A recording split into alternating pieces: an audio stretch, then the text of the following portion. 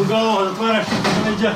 Специјалците на српската полиција за неполни 24 часа го уапсија 21 годишниот Урош Блажеќ, син на армиски подполковник кој доцна синоќа во Србија, направи масакар, изрешета осумина, а рани 14 лица, меѓу кои и 15 годишно момче.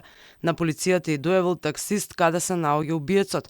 Веднаш по него уапсени се неговиот дедо и вујко кои се сумнича дека го криеле во нивната семена викендица близу Крагуевац. Таму е пронајдена поголема количина оружје и муниција. Србија е потресена по загубата на млади човечки животи, прво во Врачар, па сега во Младеновац. Повредените се во животна опасност. Oni su svi u životnoj opasnosti. Čak i ovaj čovek koji na izgled ima lake povrede u glutalnoj regiji, čak i on u životnoj opasnosti, jer kod tih prostornih povreda zbog velike energije koju zrno oslobađa, vi nikad ne možete biti sigurni šta je tačno sve oštećeno. Србија е потресена по двата масакри што се случија за само 3 дена во кои беа убиени 17 млади. Ne znam šta da kažem, ne znam, u šoku.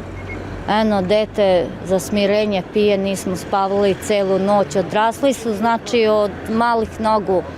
Strašno je za ovo, za našu državu, ovo je veliki poraz, nažalost. Za 2 dana voliko djece pobiti, nije dobro. За председателот на Србија Александар Вучик ова е терористички чин. Тој рече дека се изгубени животи и дека сочувствува со семејствата и со сите граѓани. Владата на Србија усвои нови поригорозни законски мерки за носење и чување на огнено оружје. Ovo je napad na celu našu zemlju i svaki građanin to osjeća. Da sam pobornik teorije zavere, možda bih imao nešto da kažem, pošto nisam i ne smem da budem kao predsjednik Republike,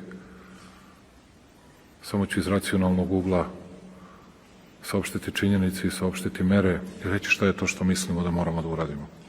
Zlikovac je uhapšen i zlikovac više svetlost belog dana videti neće. Metaforično govoreći, dakle. Iz zatvora izaći neće. Докторите се уште се борат и за животот на повредените во Српското училиште Владислав Рибникар. Во меѓувреме, таткото на Коста, кој уби 8 соученици и чуварот во училиштето, негира дека го обучувал синот да ракува со оружје. Обвинителството најави дека ќе бара притвор за Владимир Кецмановиќ.